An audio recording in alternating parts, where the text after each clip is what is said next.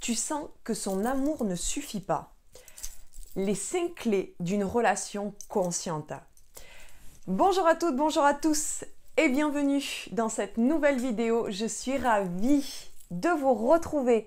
J'espère que vous allez bien, j'espère que vous avez la forme aujourd'hui. Alors pour ceux qui ne me connaissent pas, bienvenue sur ma chaîne. Je suis Mélanie, je suis coach en développement personnel et experte en hypersensibilité pour vous aider à transformer cette sensibilité en super pouvoir pour que vous puissiez devenir, comme j'aime le dire, le super-héros de votre vie, c'est-à-dire une personne confiante en elle, épanouie, inspirante, mais surtout qui s'aime avant tout pour elle-même. Et aujourd'hui dans cette nouvelle vidéo, comme vous l'avez vu, nous allons en 5 points clés énumérer ce que c'est une relation consciente en amour. Donc je ne vais pas destiner cette vidéo spécifiquement et m'adresser aux femmes ou aux hommes, puisque pour faire un couple ou avoir une relation, il nous faut les deux. Alors ici, il s'agit bien de décrire, alors avant de décrire si vous voulez, en un point vite fait, on va rentrer, peu importe vos croyances, on va rentrer en 2021 dans ce qu'on dit au niveau astrologique. Ici, il s'agit bien de l'étude des planètes et pas de l'horoscope que vous entendez à la radio, d'accord? Donc, en quelques secondes, on va rentrer dans l'ère du Verseau, pour ceux qui ne le savent pas, pour les 200 prochaines années. Ce n'est pas rien. Qu'est-ce que ça entraîne et quel est le lien avec la relation consciente? C'est que cette ère va nous entraîner à des bouleversements, des transformations, être plus visionnaires et notamment dans des relations amoureuses. En effet, jusqu'alors, en fait, nous répétions les traditions et les mêmes schémas. Donc, voilà pourquoi je fais le lien entre cette ère astrologique du Verseau dans les 200 prochaines années, ce n'est pas rien, et la relation consciente.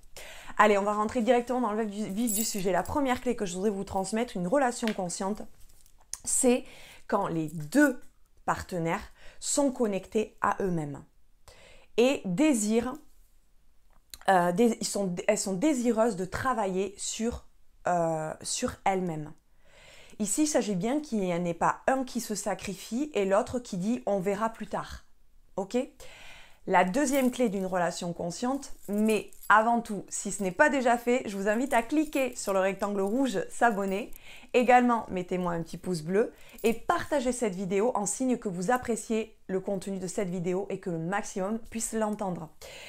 Le deuxième point, c'est que les deux individus se désirent l'un et l'autre. Ils n'ont pas besoin de l'autre. La troisième clé, une relation consciente, c'est également une relation où les besoins des deux partenaires sont entendus. Vous comprenez au fil de la vidéo qu'on entend bien que les relations qu'il y avait jusqu'alors, où il y avait toujours un amour sacrificiel, toujours un qui remettait à plus tard de se confronter au problème et l'autre qui essaie de proposer des thérapies ou d'être force de proposition, de mettre de l'eau dans le moulin.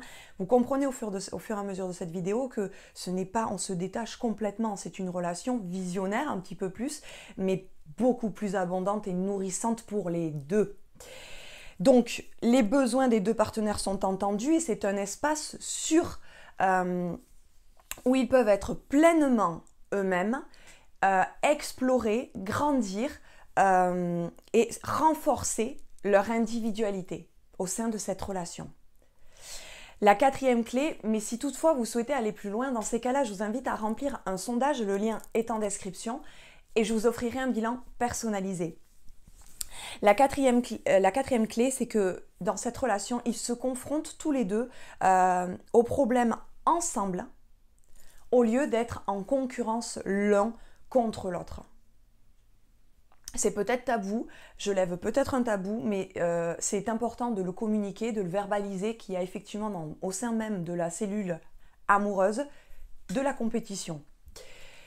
La cinquième et dernière clé pour terminer cette vidéo, mais si toutefois cette vidéo sera accueillie favorablement par vous, je continuerai cette série et on ira plus loin.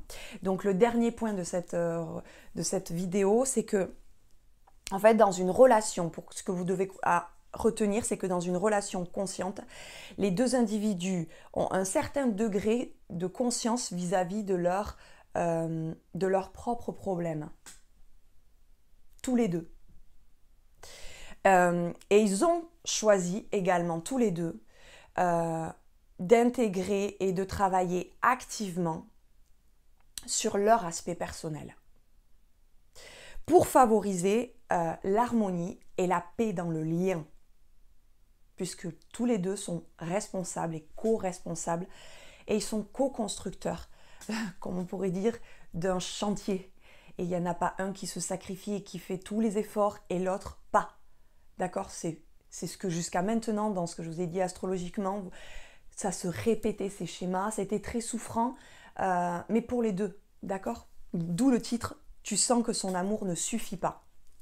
Voilà, j'espère que vous avez apprécié cette vidéo. Si vous souhaitez aller plus loin et avoir des conseils au quotidien, du coaching au quotidien, dans ces cas-là, je vous invite à aller voir cette vidéo.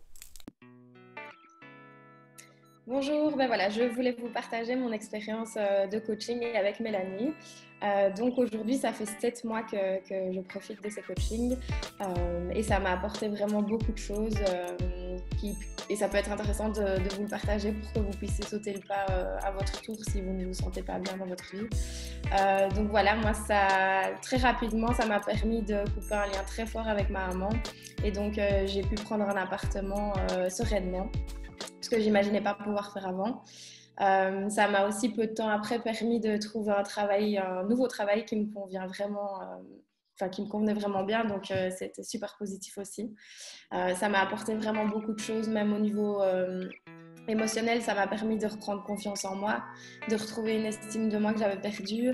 Et quelque chose de très important, c'est que ça m'a apporté énormément de douceur envers moi-même. Et ça, c'est quelque chose dont je profite encore tous les jours. Et ce qui est vraiment chouette aussi, c'est que je me sens accompagnée pas à pas et ça permet d'être tirée vers le haut. Et que quand on se retrouve confronté à des événements négatifs, on peut se rattacher à ce coaching, la séance qui va arriver, et on a des outils pour faire face. Et pour moi, le point le plus important dans ces coachings, c'est qu'on va un peu soulever des blessures qui se sont passées dans notre passé justement. Et là justement, je sors d'une séance où c'est ce qu'on vient de faire et c'est vraiment hyper positif pour moi parce que quand je sors de ce type de séance, et c'est le cas là maintenant, je me sens vraiment libérée, soulagée et je retrouve une confiance en l'avenir que j'ai pas avant de commencer la séance et ça dure vraiment dans le temps, donc c'est vraiment quelque chose de super chouette. On sent vraiment qu'on enlève des couches, comme on dit souvent en coaching, ou des poids qu'on a sur les épaules et une fois qu'ils sont partis, on en est libéré et ça c'est vraiment super chouette. Donc voilà, je vous encourage vraiment à sauter le pas parce que moi ça ne m'apporte que du positif et c'est pas pour rien que ça fait 7 mois que je suis suivie par Mélanie. Donc voilà.